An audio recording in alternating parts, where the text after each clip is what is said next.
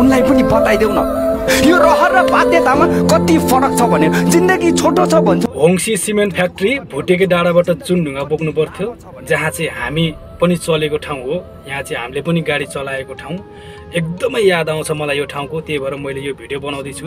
मेरो भिडियोहरू प्लस साथीभाइहरूको भिडियोहरू यताउताबाट मैले चाहिँ क्लिपहरू जोडेर मैले यो भिडियो बनाउँदैछु। यो ठाउँ चाहिँ जति खतरा भयो उति सुन्दर पनि छ। बाटोहरू चाहिँ एकदमै खतरा छ। त्यहाँ चाहिँ चिप्लो बाटो होइन, अनि पानी हालिरहने, पानी पर्यो भने झन् गाडी चलाउन नसक्ने रातो माटी होइन, एकदम गाडी चाहिँ खतरा चिप्लिने यो बाटोमा। सबैले चिन्नुहुन्छ होला होङसी सिमेन्ट फ्याक्ट्रीलाई त, चाइनिज फ्याक्ट्री। त्यसको लागि चाहिँ हामीले चुनढुङ्गा बोक्थ्यौँ, पहाडबाट चुनढुङ्गा ल्याउनु पर्थ्यो। हामीले चाहिँ सिनो गाडी चलाउँथ्यौँ यतिखेर, सिनो गाडी 33 टन माल 32 टन 33 टन माल आउँथ्यो त्यो गाडीमा। एकदमै डेन्जर।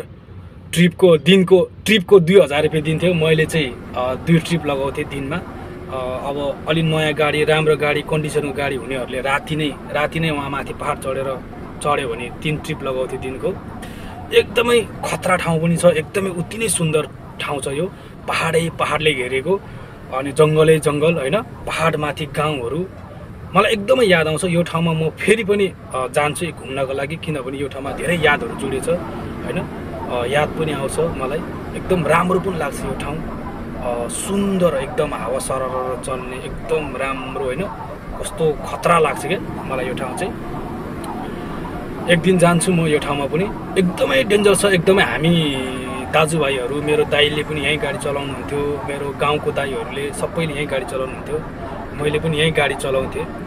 एकदमै बाटो चाहिँ एकदम खतरा छ है, डेन्जर, चिप्लिने, सबभन्दा ठुलो कुरा चिप्लिने। रातो माटीमा सल्ल गाडी त होइन, खतरा बोक्ने डेन्जर ठाउँ छ यो, डेन्जर ठाउँ छ। भिडियोलाई हेरेर इन्जोय गर्नु होला साथीहरू, डेन्जर ठाउँ छ, मजा गर्नु होला। हामी चलेको ठाउँ हो यो चाहिँ। एकदमै याद आएको भएर मैले चाहिँ यो क्लिपहरूलाई जोडेर चाहिँ मैले यसो भिडियोमा राखेको साथीहरू, एउटा यादगार पलहरूलाई साथीहरू। ल है त।